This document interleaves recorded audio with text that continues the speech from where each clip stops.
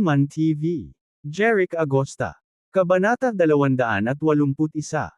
Sa sala ng Villa nakaupo sina Kenji, Tatsuya, Kazuki, at Haruki. Ilang pribadong doktor mula sa asyenda ang katatapos lang bihisan ang mga sugat ni Tatsuya, Kazuki, at Haruki. Pagkatapos, hinarap ng mga doktor si Kenji, na nagsasabing, Mr. Kenji Suarez, natapos na natin ang pagbenda kay Mr. Tatsuya Suarez, pati na rin kay Mr. Kazuki Suarez at Mr. Haruki Suarez. Tumango si Kenji. Maaari ka nang umalis. Yes, Mr. Kenji Suarez, agad na lumabas ang mga doktor sa sala.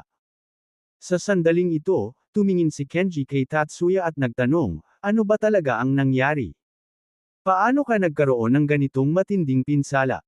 Sumilay ang galit sa mga mata ni Tatsuya habang sinasabi niya, Tatay, nakatagpo kami ng totoong kalaban. Pagkatapos ay ipinaliwanag ni Tatsuya kung paano matamang natalo ng nakamaskarang master ng Stargate ang lahat ng mga mandirigman ng pamilya Suarez, at hinuberan sila ng kanilang martial arts. Nang marinig ito, gulat na napatingin si Kenji kay Tatsuya. Ano? Ang master ng Stargate, hinuberan ka ng martial arts mo? Pagkasabi nito, agad na umupo si Kenji sa tabi ni Tatsuya, inilagay ang kanyang kamay sa palso ng kanyang anak upang maramdaman ang kanyang panloob na mana. Gayunpaman, natagpuan niya na ang palso ni Tatsuya ay hindi naiiba sa palso ng isang karaniwang tao walang bakas ng panloob na mana. Tay, hindi na kailangang suriin. Wala na ang martial arts ko, sabi ni Tatsuya, may bahid ng kawalan ng pag-asa ang boses. Bumalatay ang galit sa mga mata ni Kenji. Si Tatsuya ang kanyang pag-asa, na nag-alay ng 2 hanggang 3 dekada sa pagsasanay sa martial arts, nagsasakripisyo ng pawis at luha upang makamit ang kanyang antas ng martial prowess. Ngunit ngayon, may naghubad sa kanya ng kanyang martial arts, iniwan siyang wala. Ito ay isang malaking dagok. Ilang sandali pa bago nakabawi si Kenji sa pagkabigla. Pagkatapos ay tumingin siya kina Kazuki at Haruki, parehong top-tier martialists ng pamilya Suarez. Sabi ni Kenji, kayong dalawa. Nahubaran din ba ang martial arts mo? Bagamat nabanggit na ito ni Tatsuya, gustong kumpirmahin ni Kenji. Nang marinig ang tanong ni Kenji, nahihiyang ibinaba ni Kazuki at Haruki ang kanilang mga ulo. Sa tanawing ito, alam ni Kenji na totoo ang sinabi ni Tatsuya. Naikuyom ng mahigpit ni Kenji ang kanyang mga kamao at sinabing, mukhang minaliit natin ang lakas ng Stargate. Iyon ang dahilan kung bakit kami ay nagdusa ng napakalaking pagkawala sa pagkakataong ito. Dad, ano ang dapat nating gawin ngayon? Tanong ni Tatsuya. Sumilay sa mga mata ni Kenji ang determinasyon ng sabihin niya, ngayon, maaari na lang tayong humingi ng tulong sa lolo mo sa Atita. Kailangan natin siyang magpadala kay Hiroshi ng mas maraming martialists dito. Noon lang tayo makakapaghiganti sa kahihiyan ngayon. Kaya ay kumikinang din ng may determinasyon, na nagsasabing, tama si tatay. Ngayon ay maaari na lamang nating hintayin na magpadala si lolo ng higit pang mga martialists. Focus ka lang sa pagbawi. Ako na ang bahala sa paghihiganti, sabi ni Kenji. Yes, Dad, sagot ni Tatsuya. Saka umalis sa sala kasama sina Kazuki at Haruki. Kinuha ni Kenji ang phone niya at nag-dial ng number. Mabilis na sinagot ang tawag, at isang mahigpit na boses ng isang matandang lalaki ang nagmula sa kabilang dulo, Kenji, may importante ba? Sabi ni Kenji, Tay, nakatagpo kami ng panganib dito sa Eldoria. Oh, anong nangyari? Napakalmado ang boses ng matanda, na hindi nagpapakita ng gulat. Ipinaliwanag ni Kenji ang pagsubok ni Tatsuya at ng iba pa, na natalo sa Stargate at natanggal ang kanilang martial arts. Yung bastos na Stargate Master, how dare he strip my martial arts ang apo ko? Babayaran ko siya ng 10 beses. Halos nanginginig sa galit ang boses ng matanda. Patuloy ni Kenji, 3 top-tier martialists lang ang dinala ko sa Eldoria. Ang iba ay internal force martialists. Ngunit ngayon, ang isa sa mga nangungunang martialists ay pinatay ng Stargate, at ang 2 pa ay natanggalan ng kanilang martial. Sining. Wala na akong top-tier martialists na natitira para maghiganti laban sa Stargate, kaya gusto kong hilingin kay tatay na magpadala pa ng ilang mandirigma mula sa aming pamilya para tulungan akong maghiganti. Bueno, ipapadala ko ang iyong ampon na si Hiroshi, Luna, kasama ang ating mga Suarez martialists sa Eldorio upang tulungan kang maghiganti, sabi ng matanda. Gayunpaman, mabilis na sinabi ni Kenji, Kai, hindi namin papayag ang dumating si Luna. Anak ko siya, at ayaw kong malagay siya sa anumang panganib.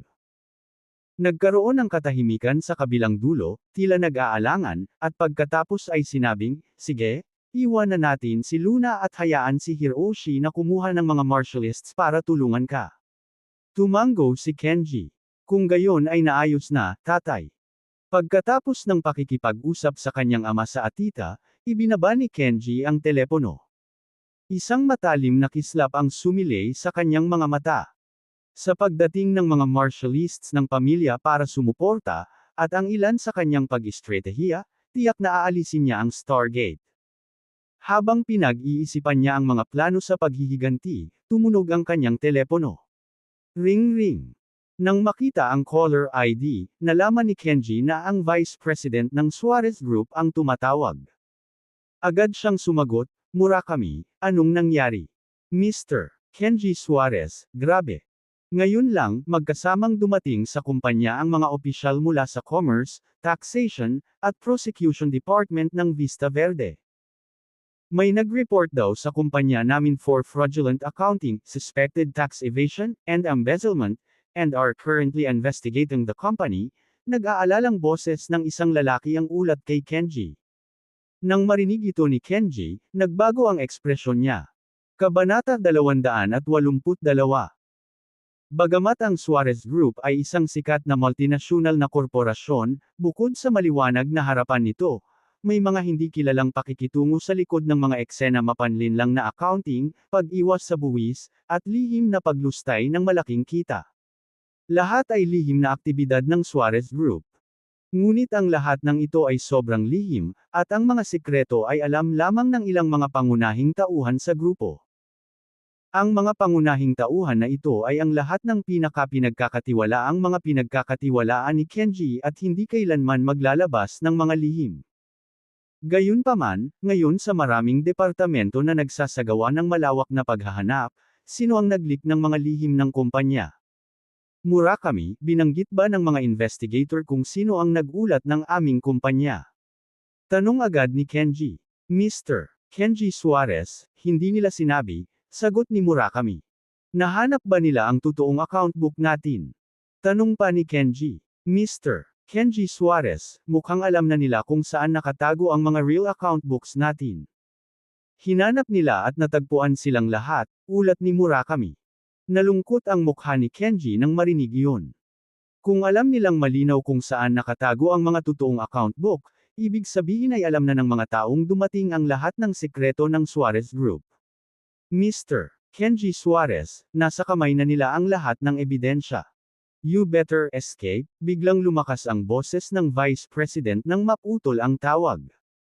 Ibinaba ni Kenji ang telepono, at agad na sumigaw sa labas, Koizumi, Koizumi. Mabilis na pumasok si Koizumi sa sala, lumapit kay Kenji. Ang aming kumpanya ay may problema, at ang mga pulis ay darating sa manor sa lalong madaling panahon. Ikaw at si Tatsuya ay dapat lumipat sa aming lihim na inihanda na tirahan, bago pa matapos si Kenji, umalangaw ang mga sirena sa labas. Walang alinlangan. Dumating na ang mga sasakyan ng pulis para arestuhin siya. Sa gabi, sa loob ng sala ng Fields Manor, nakaupo sa sofa sina Jerick, Graham, at Helene, humihigop ng kape habang nanunood ng TV. Ang TV ay sumasakop sa isang pangunahing kwento ng balita, na nagpapakita ng mga pulis na pumasok sa Suarez Manor at pinusesan si Kenji. Isinalaysay ng news anchor. Ngayong umaga, ilang departamento kabilang ang pulisya, buwis, at komersyo ang nakatanggap ng mga ulat na nag-aakusa sa Suarez Group ng mapanlinlang na accounting, pag-iwas sa buwis, at smuggling. Nagsagawa ng agarang aksyon, at maraming iligal na ebidensya ang natuklasan mula sa Suarez Group. Inaresto ang chairman na si Kenji Suarez. Nang makita ito, halatang nagulat sina Graham at Helene. Walang alinlangan, namangha sila sa balitang nagbubunyag ng mga legal na paglabag ng Ken at Suarez Group. Hindi nila inaasahan na napakaraming bawal na pakikitungo ang ginagawa sa likod ng mga eksena ng Suarez Group. Sinong mag-aakalang ang Suarez Group ay may napakaraming maruruming sekreto na sinabi ni Graham.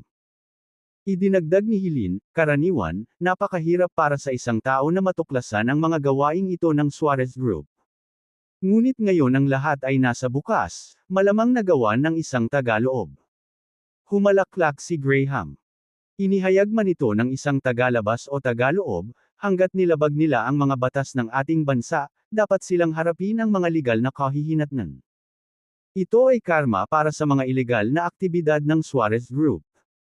Tumango si Jeric bilang pagsang-ayon. Mr. Tama ang field. Sila ang unang lumabag sa batas, kaya ito ang kanilang nakukuha. Oo, hindi ko alam kung sino ang nagulat sa kanila, ngunit sa tingin ko ay ginawa niya ang isang mahusay na trabaho, pinahahalagahan ni Graham. Sinabi ni Jeric, tiyak na isang taong may malakas na pakiramdam ng hustisya, na sumusulong upang iulat ang Suarez Group, na pinipigilan ang gayong mga multinasyonal na korporasyon na higit na makapinsala sa ating bansa. Sa katunayan, ang matuwid na taong tinutukoy ni Jeric ay walang iba kundi ang kanyang sarili. Ang dahilan kung bakit naiulat ang Suarez Group ngayon ay dahil hindi nagpapakilalang nagpadala si Jeric ng ilang mga mapanlinlang na talaan at totoong account book sa ilang departamento. Ang mga account book na iyon ay palihim na nakuha ni Jeric mula sa punong tanggapan ng Suarez Group noong nakaraang gabi. Salamat sa kanyang God's Eye, madali niyang natagpuan ang mga ebidensyang ito ng mga bawal na aktibidad ng Suarez Group. Dahil sa hindi nagpapakilalang ipinadalang mga account book, ilang departamento ang mabilis na kumilos, nag-imbestiga sa Suarez Group at inaresto si Kenji. Kung alam natin kung sino ang taong ito, dapat tayong lahat ay magpasalamat sa kanya. Sinubukan ng pamilyang Suarez na saktan si Jeric noong nakaraan, ngunit ngayon ay nakuha na nila ang nararapat sa kanila, bulong ni Helene sa sarili. Tumango si Jeric. Oo, kung alam natin kung sino siya, dapat talaga nating pasalamatan siya sa paghihiganti. Pagkatapos, tumayo si Jeric at sinabi kina Graham at Helene, medyo nakaramdam ako ng pagod. Aakyat ako eh. Bumalik sa kanyang kwarto, pumasok si Jeric sa banyo at naligo. Bumangon ka na at maligo. Umupo siya sa sopa, nakakaramdam ng pagka-relax. Kabanata 283. Nahuli na si Kenji, at kahit na mailigtas siya ng pamilya Suarez, hindi na maipagpatuloy ng Suarez Group ang mga operasyon nito sa lungsod. Sa napakalaking iskandalo na nalantad, kahit na sila ay isara, walang ibang kumpanya ang maglalakas loob na makipagnegosyo sa Suarez Group. Sa sandaling ito, ang mga Jeric S. pupils ay nagkontrata. Agad na nakita ng kanyang God's Eye ang isang eroplano mula sa Arita na lumapag sa Vista Verde. Paliparan. At pagkatapos, nakita niya ang maraming mga bagay na malapit nang mangyari. Sumilay ang bahagyang ngiti sa kanyang mga labi, at naisip niya, mukhang hindi sumusuko ang pamilya Suarez. Sige, handa akong makita ito hanggang sa huli. Kumatok, kumatok. Maya-maya lang, may kumatok sa pinto. Sabi ni Jeric, pasok. Bumukas ang pinto, at napuno ng mabangong amoy ang silid nang pumasok si Helene. Isinara niya ang pinto, at umupo sa tabi ni Jeric, ang kanyang mukha ay maamo at matamis, ang kanyang mga kamay ay nakahawak sa kaliwang balikat ni Jeric, halos ipasa ang kanyang buong bigat sa balikat ni Jeric. Kahit na siya ay may karaniwang taas at timbang, hindi siya mabigat. Si Jeric, na nakatingin sa kaakit-akit na mga mata ni Helene, ay nagkunwaring seryoso at sinabing, ano na? I need to rest well today, don't get any ideas. Okay. Agad na nagunat ng kamay si Helene at kinurot ang bewang ni Jeric. Sumigaw si Jeric, ouch, Helene, sinusubukan mong patayin ang iyong asawa. Nagpout si Helene, sino ba nagsabing pabayaan mo ako? Papatayin kita pagkatapos. Nang muli niyang kukurutin ang bewang ni Jeric, mabilis na hinawakan ni Jeric ang kamay niya at pinigilan siya. Banibiro lang kita kanina. Paano ko mapabayaan ang isang kasing ganda mo? Pagkasabi noon ay bahagya namang sinipat ni Jeric ang magandang mukha ni Helene. Agad na natunaw ang sama ng loob sa mukha ni Helene, napalitan ng nagniningning at kaakit-akit na ningning. Inilagay ni Jeric ang kanyang kamay sa kanyang baywang, sinusubukang magpatuloy pa. Gayunpaman, pinigilan ni Helene si Jeric, "Ulong, hindi pa ako naliligo, hintayin mo ako." With that, mabilis na pumasok si Helene sa banyo. Maya-maya pa'y maririnig na ang tunog ng shower. Mga 15 minuto, lumabas si Helene, na nakabalot ng puting tuwalya. Ang kanyang sexy, perpekto, figure ay hindi nagkakamali. Kitang-kita ang kanyang maputi at makinis na balat. Gulp! Napalunok ng laway si Jeric. Kabanata 284. Pagkatapos, naglakad siya patungo kay Helene, hinawakan ang kamay nito, at dinala siya sa kama. Sa Vista Verde International Airport. Pagkatapos ng isang eroplano mula sa Atita, isang grupo ng mga tao ang lumabas mula sa exit ng airport. Nangunguna sa grupo ang isang matangkad na lalaki na nakasuit at kurbata. Ang lalaki, mga 30, ay maikli ang buhok, matalas na mata, at malamig ang ekspresyon. Sa kabila ng kanyang businessman attire, isang malakas na aura ang lumabas sa kanya. Ang lalaking ito ay si Hiroshi Suarez, ang ampon ni Kenji. Sa tabi niya ay isang magandang dalaga na naka-exotic na damit, mahabang buhok na lumulubog na parang talon. Nakakabighani ang kanyang kagandahan. Maaliwalas ang kutis ng dalaga, nasa 20s. Kahit nasa isang kakaibang damit, ang kanyang nakamamanghang figure ay mahirap itago. Ang nakakabighaning dilag na ito ay si Luna Suarez, anak ni Kenji. Sa likod nila, may 20 hanggang 30 lalaki na nakasuot ng itim. Matalas ang mga mata ng mga lalaking ito, at may malamig na aura, dahilan para iwasan sila ng ibang mga pasaherong kasama nila. Si Hiroshi at Luna, na namumuno sa isang grupo ng mga martialists mula sa pamilya Suarez, ay lumabas sa labasan. Sa labasan, naghihintay na sina Tatsuya, Koizumi at ilang subordinate. Nang makita si Hiroshi at Luna, si Tatsuya, Koizumi at ang kanyang mga nasasakupan ay tuwang-tuwa. Agad naman silang kumaway. "Luna, Hiroshi, nandito ka." Si Luna, nang makita ang kanyang kapatid, ay nagpakita rin ng ngiti sa kanyang magandang mukha, "Tatsuya. Mr. Nakamura." Pagkatapos, tumakbo siya patungo sa kanyang kapatid at kay Koizumi. Si Hiroshi, nang makita si Tatsuya, ay nagkaroon ng hindi mahahalatang pagkislap ng kakaiba sa kanyang mga mata. Pagkatapos, itinago ang hindi pangkaraniwang hitsura na iyon, pinalitan niya ito ng isang ngiti, pinamunuan ang lahat ng mga martialists mula sa pamilya Suarez, at sinabing, "Mr. Tatsuya Suarez." May benda pa rin si Tatsuya sa kanyang ilong, mukhang nasugatan, habang kinakausap niya si Luna, "Napagod ka ba sa daan?" Mabilis na umiling si Luna kay Tatsuya. "Hindi naman." Siya ay labis na nag-aalala at sinabing, "Tatsuya, paano ka nasaktan ng husto?" Sa kanyang pagpunta dito, sinabi na sa kanya ng kanyang lolo na si Tatsuya ay natalo ng master ng Stargate, at nawala pa ang kanyang martial arts. Ngayong nakita niya ang mga sugat ni Tatsuya, napagtanto niya kung gaano sila kalubha. Isang alon ng galit ang umusbong sa kanyang puso, at galit na galit niyang sinabi, "Tatsuya, babayaran ko ang master ng Stargate na iyon." Pinagalitan siya ni Tatsuya, "Hindi ba sinabi ni tatay kay lolo na huwag kang papasukin sa Eldoria? Bakit nandito ka na naman?" Sabi ni Luna. "Sa sobrang pinsala mo, paano ako hindi makakarating?" Nang makita kung gaano nag-aalala ang kanyang kapatid, hindi na siya pinagalitan ni Tatsuya bagkus ay masuyong tinapik ang kanyang ulo. "Bumalik muna tayo." Tumango si Luna sa kapatid.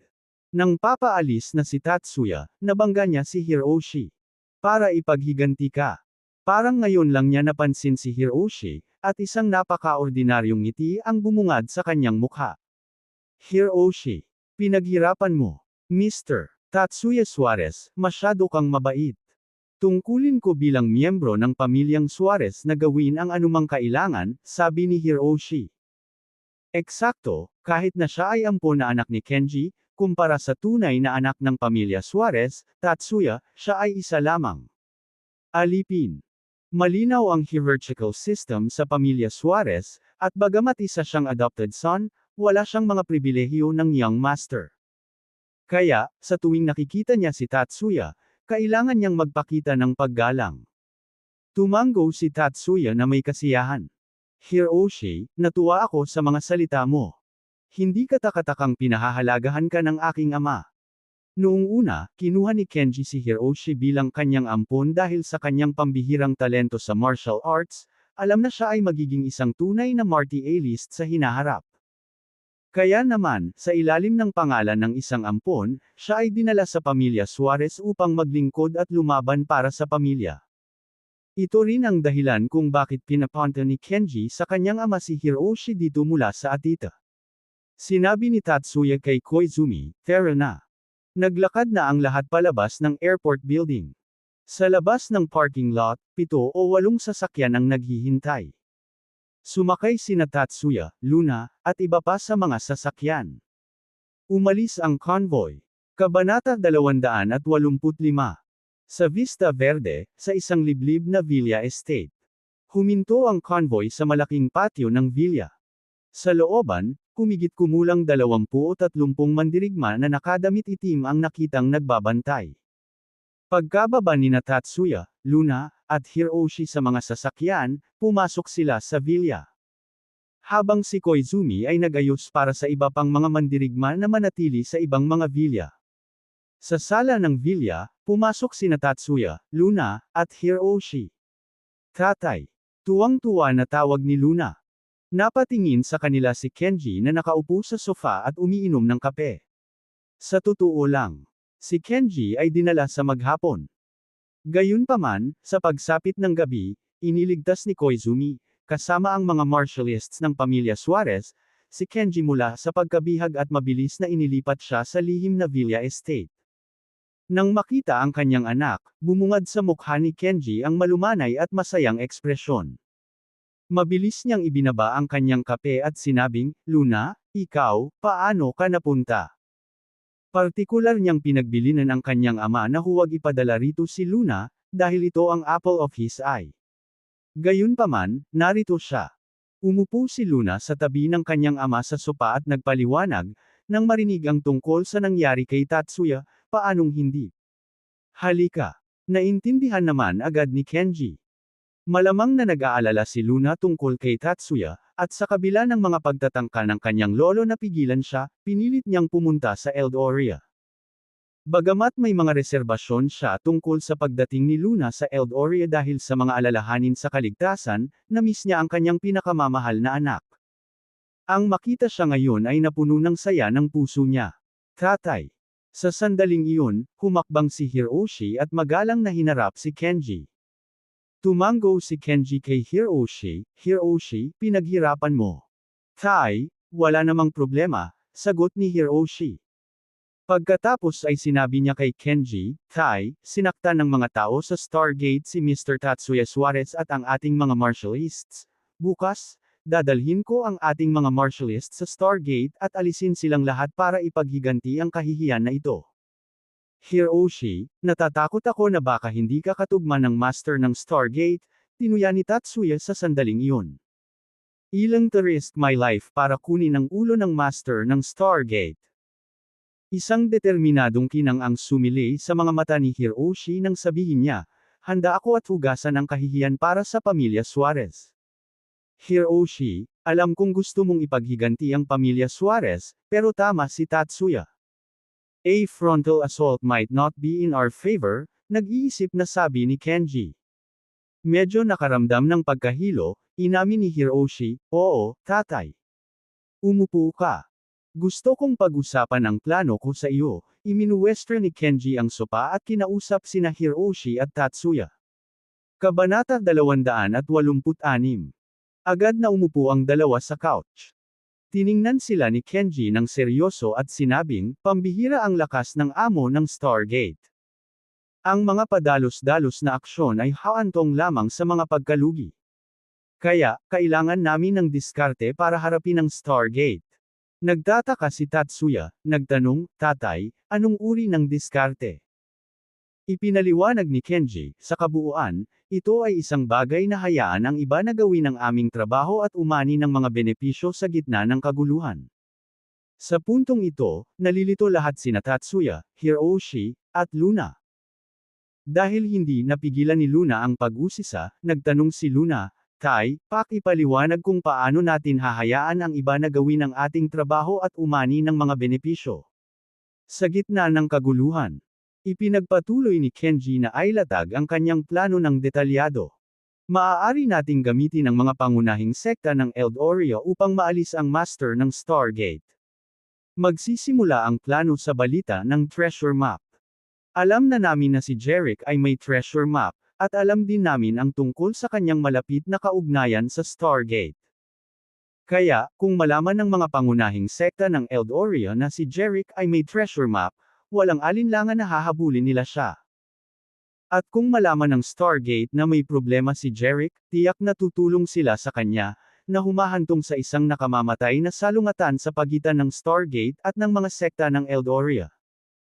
Sa oras na iyon, maaari tayong umupo at manood, umani ng mga benepisyo mula sa kaguluhan, at posibleng dalhin ng mga sekta ng Eldoria sa ilalim ng ating kontrol, na gagawin silang mga basalyo sa pamilya Suarez. Nang marinig ito, isang spark ang nagningas sa mga mata ni Tatsuya at Hipshi.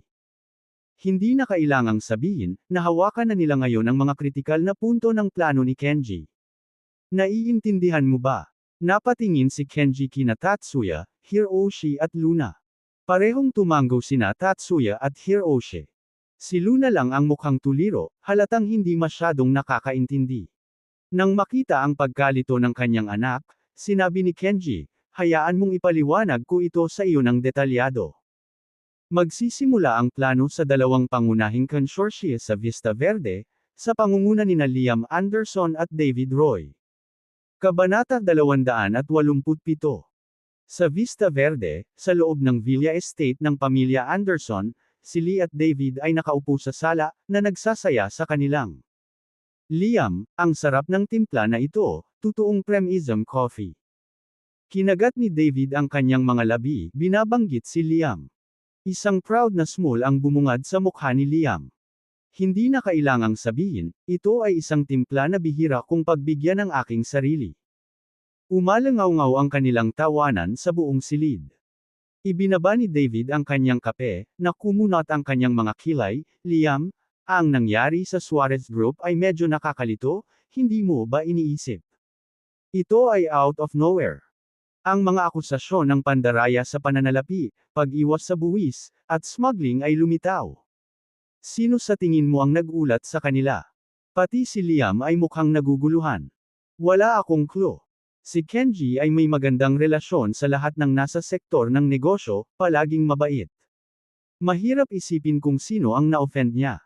Kilala si Kenji sa kanyang mapagpakumbaba na pag-uugali at pinong asal.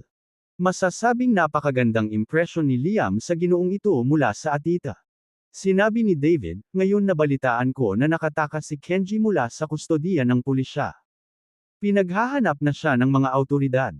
Gawin mo. Sa tingin niya ay maaaring tumakas siya pabalik sa Arita. Tumango si Liam.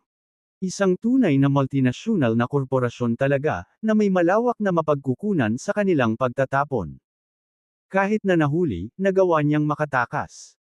Hinahanap pa siya ng ating mga pulis kung saan-saan, habang baka bumalik na siya sa kanyang Atita Villa, masayang humihigop ng kape. Naputol ang kanilang pag-uusap nang marinig ang sasakyang huminto sa labas. Liam, parang may bisita ka, sabi ni David na may curiosity sa kanyang mga mata. Mukhang naguguluhan si Liam. Ngunit wala akong natatandaang nag-schedule ng anumang mga pagpupulong ngayong gabi. Pagkatapos ay tinawag niya, Butler. Lumapit ang mga yabag, at nagmamadaling pumasok ang isang matandang lalaki na nakasuot ng itim na classical suit. Siya ang mayordomo ng pamilyang Anderson, humihingal ng bahagya habang sinasabi, Mr. Anderson. Nandito ako. Sino ang dumating? Tanong ni Liam. Sumagot ang mayordomo, ito ay Si Mr. Kenji Suarez mula sa Suarez Group. Ano? Nang marinig ito, biglang tumayo si Liam sa kanyang upuan. Pagkatapos ay tinitigan niya ng galit ang butler, kung wala akong pahintulot, bakit mo sila pinapasok? Ang dahilan kung bakit galit na galit si Liam ay si Kenji ay kasalukuyang pinaghahanap ng mga pulis. Ngayon na siya ay dumating sa Anderson Clock. Pag nalaman ng mga pulis, pwede silang kasuhan ng kimkim ng takas. Mr. Anderson, dumating si Kenji kasama ang ilang martialists. Sinubukan silang pigilan ng aming mga tauhan, ngunit madali silang nadaig. Kami, lahat, could stop them at the bitter est with a pained expression. I was clear so Lim that Kenji was forced intruding into his case. Sumilay ang galit sa kanyang mga mata habang nasa ilalim ng mayordomo, tumawag ng pulis, sabihin sa kanila na pumunta si Kenji dito. Oo, Mr. Anderson. Ang butler bilang kaalaman, inilabas ang kanyang cellphone. Noon lang, isang botante ang lumabas mula sa pasukan. Liam, nandito lang ako para bumisita. Kailangan ba ng ganoong kagalitin? Marie Eddie. Tumangala siya para makita sina Ken, Hiroshi at halos isang dosenang martialists na may malamig na aura na naglalakad mula sa entrance. Ang nakakatakot na presensya ng dosenang martialists ay agad na nagpabigat sa puso ni Liam. Bumalatay ang takot sa kanyang mukha. Mabilis siyang lumipat sa isang ngiti, sinabi kay Kenji, Mr. Kenji Suarez, misunderstanding lang yun. Mangyaring magkaroon. Maging si David ay tumayo nang initian si Kenji, Mr. Kenji Suarez, umupo ka muna. Walang humpay na umupo si Kenji sa sofa. Agad namang nagtimpla ng isa pang tasa ng kape si Liam, magalang na inilagay ito sa harap ni Kenji. Mr. Kenji Suarez, mangyaring magkaroon. Ilang kape. Itinaas ni Kenji Suarez ang kape, humigop, at tumango. Ang ganda ng timpla na ito. Isang kasiya siyang ngiti ang sumilay sa mukha ni Liam. Buti na gustuhan mo, Mr. Kenji Suarez. Liam, ang dahilan kung bakit ako narito ay upang magmungkahi ng pakikipagtulungan sa pagitan mo, Mr. Roy, at ng aking sarili. Nang marinig ito, nagpalitan ng tingin sina Liam at David, na parehong lihim na nanghuhula. Ang mabuting balitang ito ay maaaring hindi masyadong maganda kung tutuusin. Mr. Kenji Suarez, maaring magtanong kung ano ang magandang balitang ito. Kinakabahang tanong ni Liam. Sabi ni Kenji, alam kong pareho ang pamilya mo ay may magandang relasyon sa pamilya Wyatt. Ngayong bumagsak na ang kanilang imperyo, si Jerick at ang pamilya ng Fields, kasama ang Stargate ang nagpabagsak sa kanila. Hindi sigurado sina Liam at David kung bakit ito dinadala ni Kenji, ngunit tumango sila bilang pagsang-ayon. Patuloy ni Kenji, ilang araw na ang nakalipas, nagbibid kami ni Jerick sa minahan ng ginto ng Davis Group pero nabigo ako. Nang maglaon, nagpadala kami ng ilang martialists upang patayin ng palihim si Jerick. Gayunpaman, dahil sa proteksyon ng mga martialists ng Stargate, nabigo ang aming plano. Medyo nagulat sina Liam at David, kaya matapos mabigang makuha ang minahan ng ginto ng Davis Group, sinubukan pa ni Kenji na patayin si Jerick. Tila talagang may sama ng loob si Kenji sa kabiguan. Napatingin si Kenji kina Liam at David. At ngayon, ang Suarez Group ay nahaharap sa isang krisis, na iniulat at na-frame para sa pandaraya sa pananalapi, pag-iwas sa buwis, at pagpupuslit. Lahat ng operasyon ng Suarez Group sa Vista Verde ay bumagsak magdamag. Ang lahat ng aming pagsusumikap ay nawala sa manipis na hangin. Bagamat hindi naniniwala sina Liam at David na ang pag-iwas sa buwis sa pandaraya sa pananalapi, at smuggling ay isang frame-up, ang pagsisiyasat at pagsasara ng Suarez Group ay nangangahulugan ng kabuoang pagkawala. Ang dahilan kung bakit ko ito ibinabahagi sa iyo ay upang ipaalam sa iyo, tulad ng pagbagsak ng Wyatt Group, ito ay Jerick at ang pamilya ng Fields na humihila ng mga string mula sa likuran. Matalim ang mga mata ni Ken, at nagsalita siya ng may tiyak na tono. Nang marinig ito, hindi maitatanggi ni Liam at David na kung sino man ang may moibong ibagsak ang Suarez Group, si Jerick ang pangunahing sospek. Pagkatapos ng lahat, nabigo ang pagtatangkang pagpatay kay Jerick ni Kenji. At gumanti si Jeric sa Suarez Group. Pero kahit ganoon, ano ang kinalaman yun sa kanila? Hindi pa rin alam nina Liam at David kung ano ang good thing na tinutukoy ni Kenji. Alam kong nagtatrabaho kayo dati kasama ang pamilyang Wyatt para masecure ang CBD project, pero sa huli, inagaw ito. Malayo sa field group, sabi ni Kenji, sa kalmadong lakad. Bakas sa mukha ni Liam ang pagsisisi. Oo, nakakalungkot na ang CBD project ay nagrab ng field group. Liam, hindi mo kailangang magsisi. Bagamat na-secure ng field group ang CBD project, matutulungan ko kayong bawiin ito mula sa kanila, confident na sabi ni Kenji. Halos akala nina Liam at David ay mali ang kanilang narinig. Nagtatakang tumingin sila kay Kenji. I reclaim ang CBD project mula sa field group. Paano ito posible? Anything is possible. Interesado ka bang marinig ang plano ko? Misteryosong tiningnan ni Kenji sina Liam at David. Nang marinig na maaari nilang bawiin ang CBD project, natural na nakaramdam ng kasabikan sina Liam at David. Bagamat may pagdududa pa sila ay tumango sila kay Kenji. Kasunod nito, ibinulong ni Kenji sa kanila ang kanyang plano kung paano haharapin si Jeric at ang pamilya ng Field. Kabanata 288. Diretso ang plano ni Kenji. Ipinaliwanag niya kina Liam at David na ang bihirang piraso ng Renaissance art na ibinigay ni Jeric kay Ken ay talagang isang kayamanan mula sa King's Treasure. Bilang stalwarts ng commercial sector sa Vista Verde, natural na nakarinig sina Liam at David ng mga chismis tungkol sa treasure map.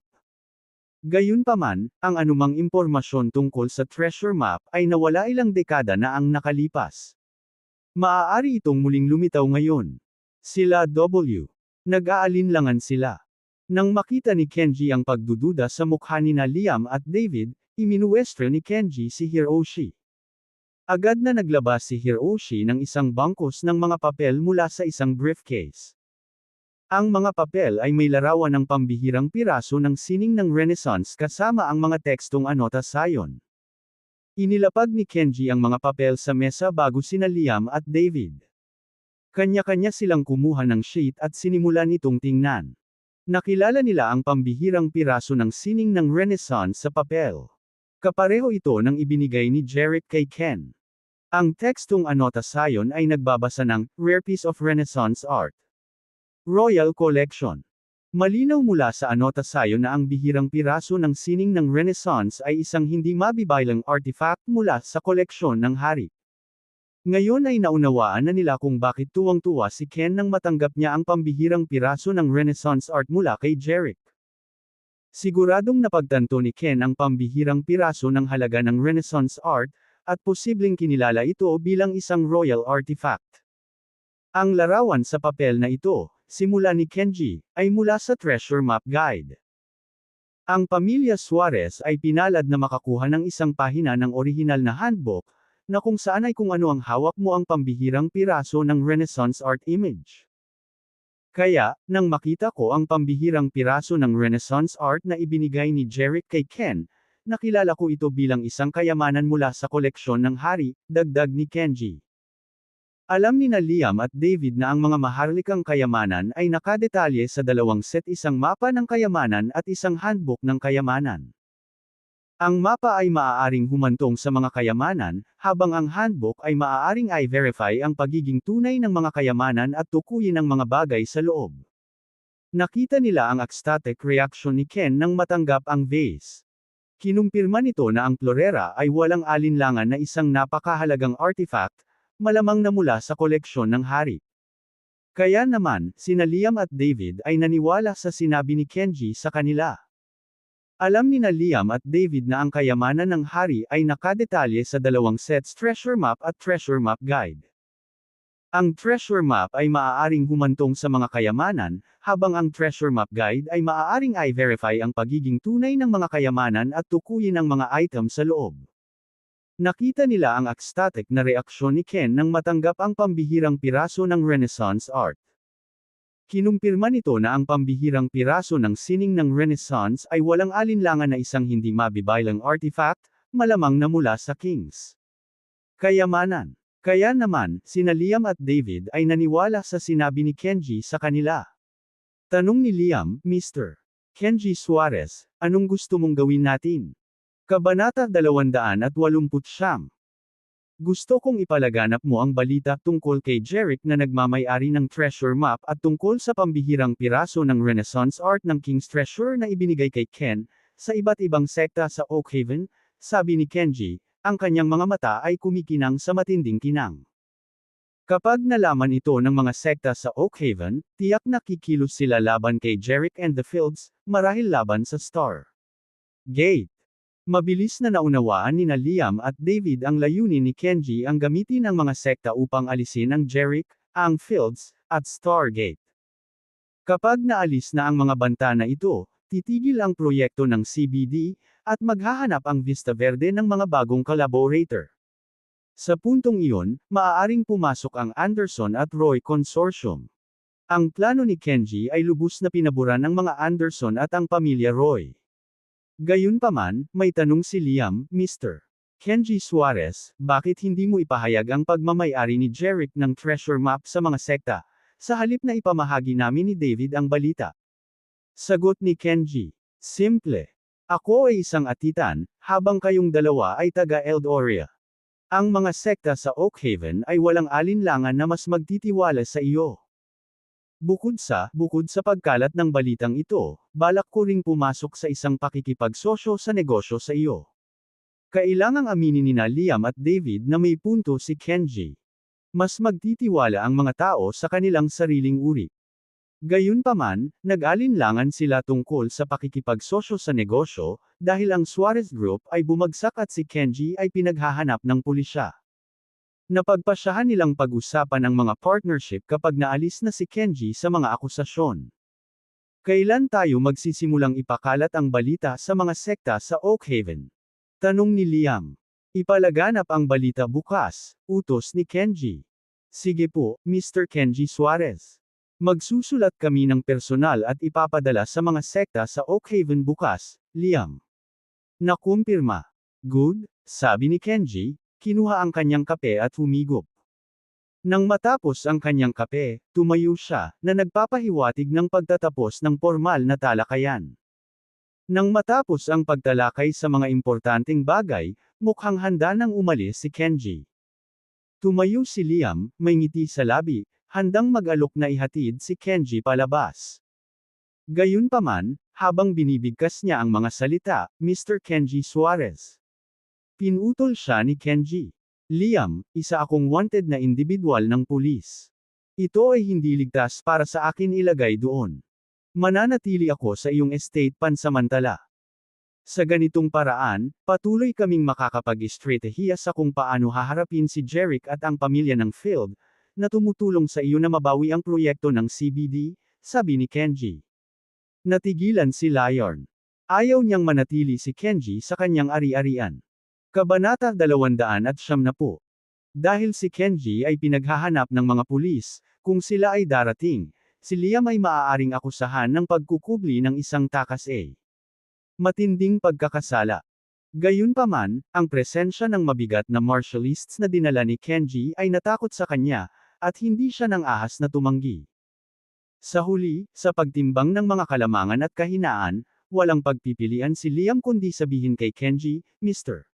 Kenji Suarez, karangalan kong ay host ka sa aking tirahan. Alam na alam ni Kenji na si Liam ay tinakot ng mga martialists at walang ibang pagpipilian kundi ang sumunod. Gayunpaman, wala siyang pakialam. Mga pawn lang sina Liam at David sa laro niya. Binalak niyang manatili sa Anderson Manor para mabantayang mabuti sina Liam at David. Bukod dito, nilalayon niyang kontrolin ang Anderson at Roy Financial Consortium pagkatapos makipag-ugnayan kay Jerick at sa pamilya ng Field, gayon din sa Stargate. Ang kanyang sariling Suarez Group ay bumagsak, at ang pagkuha sa dalawang consortia ay isang perpektong paraan upang mabayaran ang kanyang pagkawala. Nakangiting sinabi ni Kenji kay Liam, "Salamat, Liam." Pagkatapos ay humarap siya kay Hiroshi at nagutos, "Hayaan mong ligtas ang ating mga mandirigma sa manor." Walang abala ang pinapayagan. Nang marinig ang mga salitang ito, bahagyang nagbago ang mukha ni Liam. Ipinahiwatig nito na mayroong higit pang mga martialists ni Suarez sa labas, na epektibong kinuha ang seguridad ng Manor mula sa kanyang sariling mga gwardya. Pakiramdam niya ay kontrolado siya. Naramdaman din ni David na kontrolado ni Kenji ang Anderson Manor, kaya kinokontrol si Liam. Nagmamadali niyang sinabi kay Kenji, Mr. Kenji Suarez, gabi na. Dapat umalis na ako. Habang papalabas si David, napahinto siya ng malamig na boses ni Kenji, David, hanggat hindi natatapos ang plano natin, walang makakaalis sa manor na ito. Kung ang aming plano ay tumagas, maaari naming matagpuan ang aming sarili sa matinding panganib. Natigilan si David sa kanyang mga hakbang. Namutla ang mukha niya. Nang makita ang ilang Suarez warriors na humaharang sa kanyang daraanan, alam niyang imposibleng umalis ngayon. Tumalikod siya at nagbitiw na sinabi, Mr. Kenji Suarez, para masiguradong mananatiling lihim ang plano natin, handa akong manatili. Masayang tumango si Kenji. Napakagaling. Hanggat tayo ay nagtutulungan ng mabuti, ang mga benepisyo ay magiging sari-sari. Sina Liam at David, na naglalakad ngayon sa manipis na yelo, ay masunurin lamang na sumagot, Oo, Mr. Kenji.